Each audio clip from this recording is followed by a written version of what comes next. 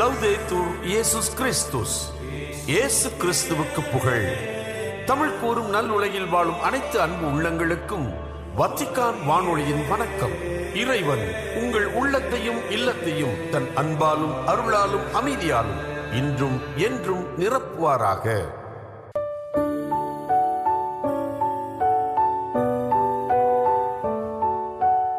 அன்பு நேயர்களே, வத்திக்கான் வானொலி இன்று உங்களுக்கு வழங்கவிருப்பவை நெறிகாட்டும் ஆளுமைகள், விவிலிய தேடல்கள் மற்றும் செய்திகள்.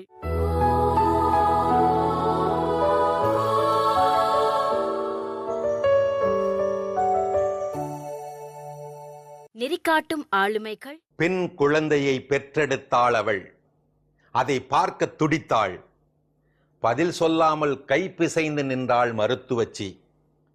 அலறி போய்விட்டாள் அம்மா. ஏன், குழந்தைக்கு என்ன ஆச்சு? செத்து போச்சா? கண்ணீரோடு சொன்னாள் அவள். இல்லை அம்மா, இல்லை, குழந்தை சாகவில்லை, ஆனால் செத்திருக்கலாம். ஏன் அப்படி சொல்லுகிறீர்கள்? உங்கள் குழந்தை பார்க்கும் விழியற்று கேட்கும் திறனற்று பிறந்திருக்கிறது. அதிர்ச்சி அடைந்தாலும் தீர்க்கமாய் சொல்லிக் கொண்டாள் அம்மா. அங்கக்குறைவு 1000 இருந்தாலும் அது என் குழந்தைதான். வாங்கினாள், வளர்த்தாள். அது வளர்ந்து பெரிதானது. அதற்கு ஒலி உலகம் இல்லைதான், ஒளி உலகமும் இல்லைதான். ஆனால் கற்றுக்கொள்ளும் மூளை உலகம் இருக்கிறதே. இல்லாததை எண்ணி எண்ணி புலம்பி திரியாமல் இருப்பதை அள்ளி எடுத்து வைராக்கியமாக வளர்க்கலானாள். எதிர்காலத்தில் அந்த குழந்தைதான் பிரெயில் முறையில் எழுதி சாதனை படைத்தது, சரித்திரம் படைத்தது, சரித்திரமானது. 50 நாடுகளுக்கு மேல் பறந்து சென்று விழியற்றவர்களுக்கு வீர எழுச்சியூட்டி தன்னம்பிக்கை தாரகையானது. அதுதான் ஹெலன் கெல்லர். புறக்கண்கள் காட்டும் விழி காட்சிகளை விட அகக்கண்கள் காட்டும் இதய காட்சிகள் இறைமைக்கு இதமானது அல்லவா? பின் தன்னம்பிக்கையை காட்டாமல் என்ன செய்யும்? ஆம், சாதனையாளர்களுக்கு அங்கக்குறைவும் ஓர் அழகான வாய்ப்பே. உள்ளதை உள்ளவாறு வளர்த்தெடுக்கும் வீரிய உள்ளத்துக்கு சொந்தக்காரிகள்தான் இந்த அன்னையர்கள்.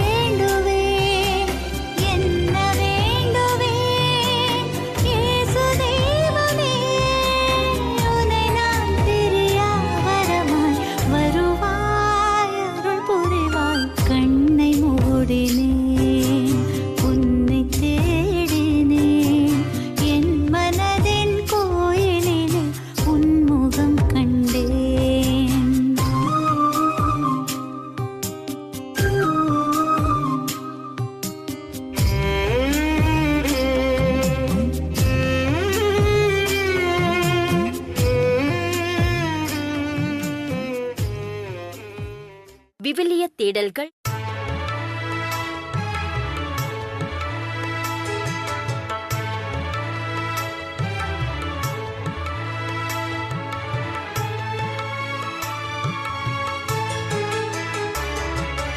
ஆண்டவரை முன்னிட்டு என் இதயம் மகிழ்கின்றது, மகிழ்கின்றது.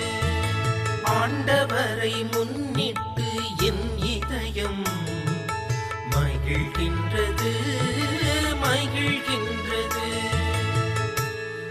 ஆண்டவரை முன்னிட்டு என் இதயம்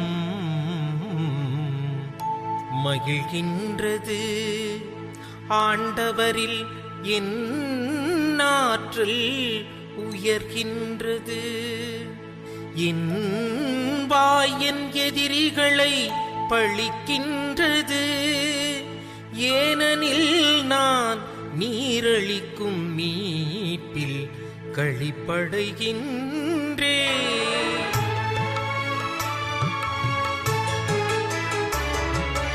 ஆண்டவரை முன்னிட்டு என் இதயம் மகிழ்கின்றது, மகிழ்கின்றது. ஆண்டவரை முன்னிட்டு என் இதயம் மகிழ்கின்றது, மகிழ்கின்றது. வலியோரின் வில்கள் உடைப்படுகின்றன, தடுமாறினோர் வலிமை பெறுகின்றனர். நிறைவுடன் வாழ்ந்தோர் கூலிக்கு உணவு பெறுகின்றனர். பசியுடன் இருந்தோர் பசி தீர்ந்தார் ஆகியுள்ளனர். மலடி 7 பெற்றெடுத்துள்ளாள், பல புதல்வரை பெற்றவளோ தனியள்ளாகின்றாள்.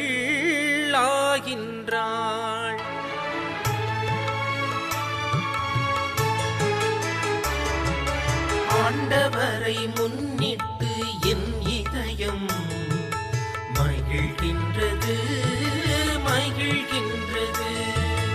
ஆண்டவரை முன்னிட்டு என் இதயம் மகிழ்கின்றது, மகிழ்கின்றது.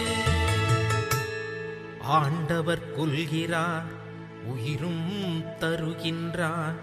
பாதாளத்தில் தள்ளுகிறார், உயர்த்துகின்றார். ஆண்டவர் ஏழையாக்குகின்றார், செல்வராக்குகின்றார்.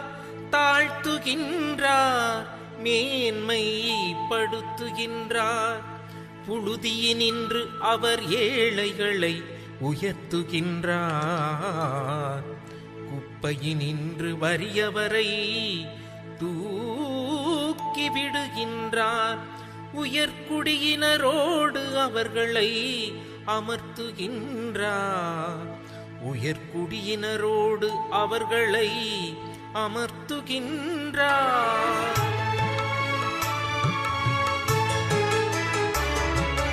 ஆண்டவரை முன்னிட்டு என் இதயம் மகிழ்கின்றது, மகிழ்கின்றது. ஆண்டவரை முன்னிட்டு என் இதயம் மகிழ்கின்றது, மகிழ்கின்றது. இயேசுவில் பிரியமான சகோதர சகோதரிகளை, நாம் சிந்திக்கவிருக்கின்ற ஒரு பகுதியானது 1 சாமுவேல் நூலிலிருந்து எடுக்கப்பட்ட ஒரு விவிலிய பகுதியாய் இருக்கின்றது. திருவழிபாட்டில் நாம் பதிலுரை பாடல்களாக திருப்பாடல்களை தியானிப்பது வழக்கம்.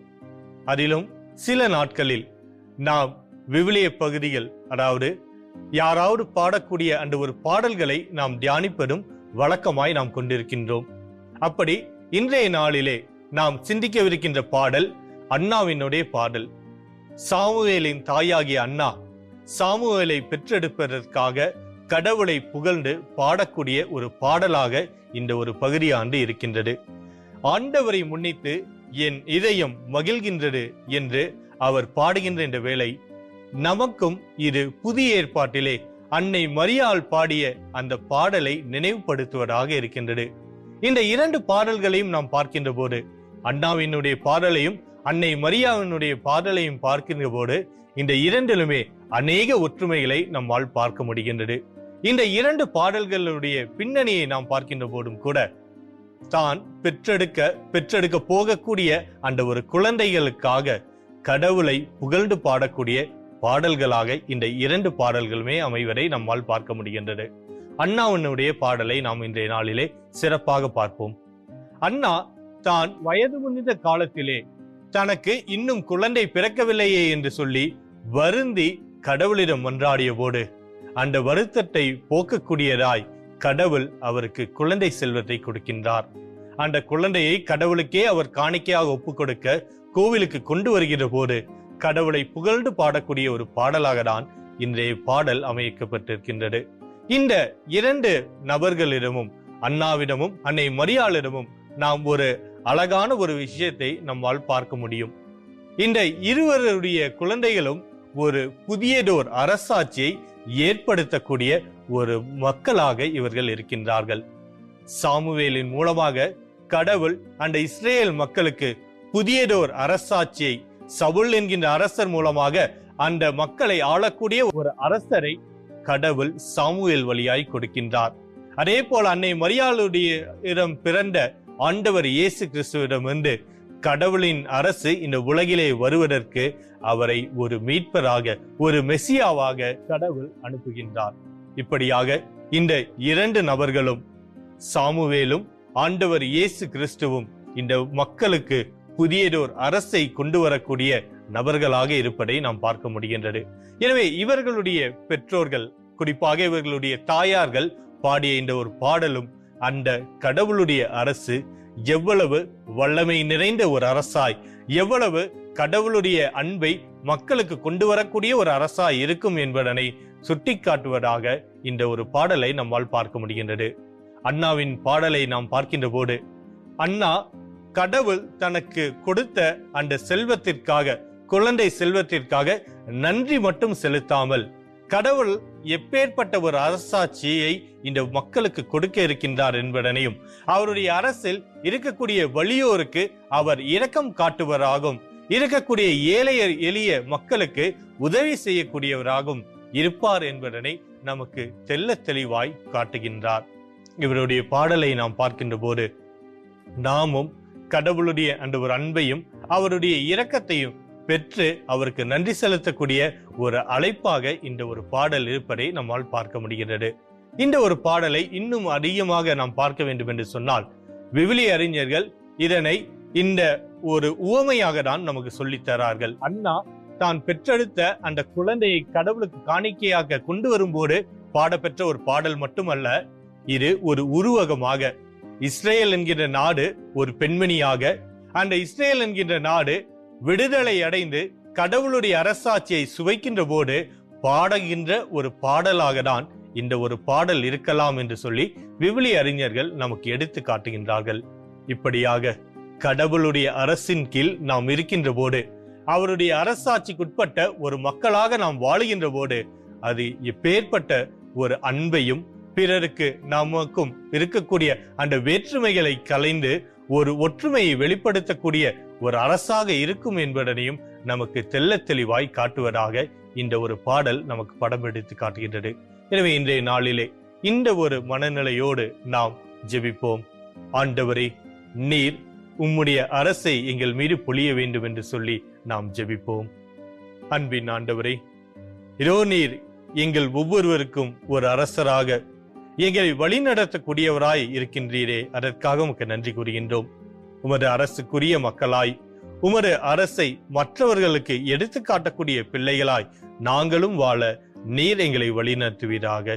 எங்கள் ஆண்டவராகிய கிறிஸ்து வழியாக உம்மை மன்றாடுகின்றோம். ஆமீன்.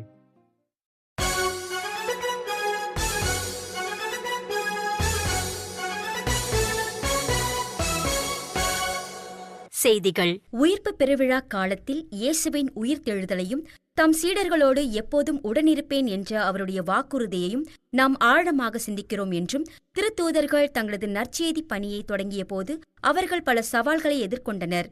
இருப்பினும் ஆண்டவர் அவர்களுக்கு துணையாக இருந்து அவர்களை வலுப்படுத்தினார் என்றும் திருத்தந்தை 14ஆம் லியோ அவர்கள் கூறினார். மே 4 திங்களன்று அனைத்துலக காரிதாஸ் அமைப்பின் அமெரிக்க கத்தோலிக்க தொண்டு நிறுவனங்கள் அமைப்பின் இயக்குநர்கள் குழு உறுப்பினர்களை திருப்பிடத்தில் சந்தித்த போது இவ்வாறு திருத்தந்தை கூறினார்.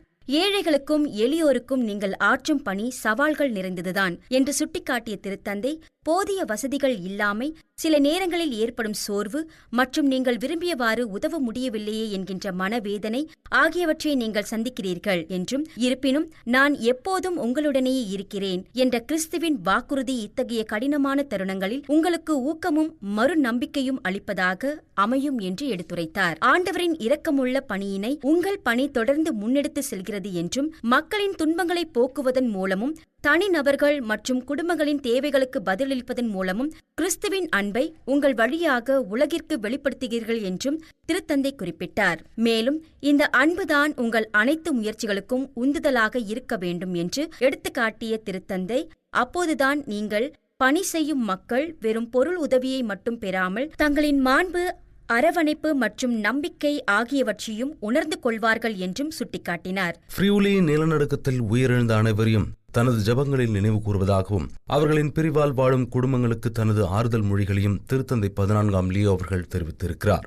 இத்தாலியின் வடக்கு பகுதியில் உள்ள ஃப்ரியூலி நிலநடுக்கத்தின் 50ஆம் ஆண்டு நினைவையொட்டி அங்கிருக்கும் மக்களுக்கும் உதினே மறைமாவட்ட பேராயர் ரிக்கார்டோ லம்பா அவர்களுக்கும் திருத்தந்தை அவர்கள் தந்தி மூலம் அனுப்பியுள்ள செய்தியில் இவ்வாறு கூறியுள்ளார். அதில் உயிரிழந்தவர்களின் நினைவாக ஏற்பாடு செய்யப்பட்டு கர்தினால் மேட்டியோ சுப்பி அவர்களின் தலைமையில் நடைபெறும் திருப்பலியில் தாம் ஆன்மீக ரீதியாக இணைந்து கொள்வதாக குறிப்பிட்டுள்ள திருத்தந்தை அவர்கள் அந்த மண்ணின் துயரத்திலும் மீண்டெழுதலிலும் தாம் பங்கெடுப்பதாக தெரிவித்துள்ளார். திருப்பிட செயலர் கர்தினால் பியத்ரோ பரோலின் அவர்களால் கையொப்பமிடப்பட்ட அந்த தந்தி செய்தி நிலநடுக்க பேரிடரின் போது உருவான மாபெரும் ஒருமைப்பாட்டு உணர்வை வெகுவாக பாராட்டியுள்ளது.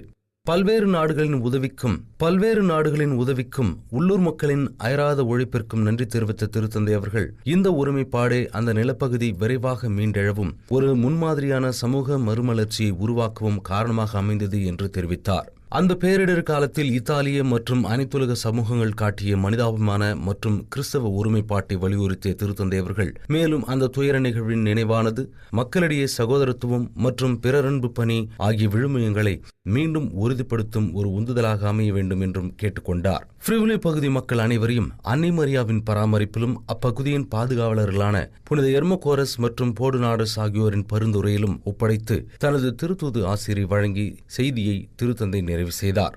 மே 4 திங்களன்று திருத்தந்தை 14ஆம் லியோ அவர்கள் ஐஸ்லாந்து அதிபர் ஹல்லா தோமாஸ்டோரிட் அவர்களை தனிப்பட்ட முறையில் சந்தித்தார் என்றும் திருப்பிட செய்தி தொடர்பகம் தெரிவித்துள்ளது. அதனைத் தொடர்ந்து ஐஸ்லாந்து அதிபர் திருப்பிட செயலர் கர்தினால் பியத்ரோ பரோலின் அவர்களை சந்தித்து பேசினார் என்றும், இச்சந்திப்பின் போது பன்னாட்டு உறவுகளுக்கான திருப்பிடத் துறையின் செயலர் பேராயர் பால் ரிச்சர்ட் காலகர் அவர்கள் உடனிருந்தார் என்றும் அச்செய்தி தொடர்பகம் தெரிவித்துள்ளது. மேலும் இந்த கலந்துரையாடலின் போது இரு தரப்புக்கும் இடையிலான சுமூகமான உறவுகள் குறித்து பாராட்டு தெரிவிக்கப்பட்டது என்று குறிப்பிட்டுள்ள அச்செய்தி தொடர்பகம், குறிப்பாக சமூகத்தின் பொது நலனுக்காகவும் குறிப்பாக இளைஞர்களின் மேம்பாட்டிற்காகவும் உள்ளூர் திரு அவை ஆற்றி வரும் ஆக்கப்பூர்வமான பங்களிப்புகள் இச்சந்திப்பில் வலியுறுத்தி கூறப்பட்டன என்றும் சுட்டிக்காட்டியுள்ளது.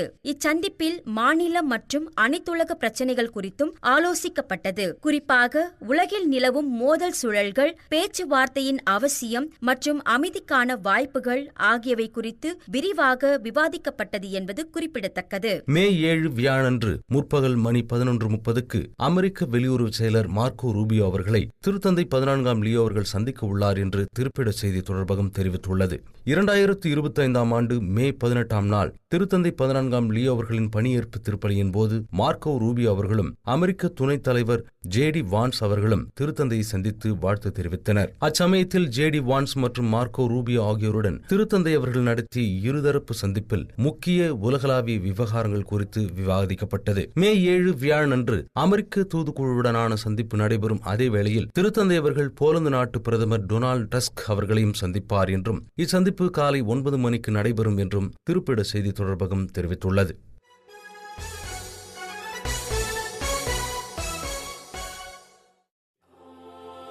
இத்துடன் வத்திக்கான் வானொலியின் தமிழ் ஒளிபரப்பு நிறைவு பெறுகிறது.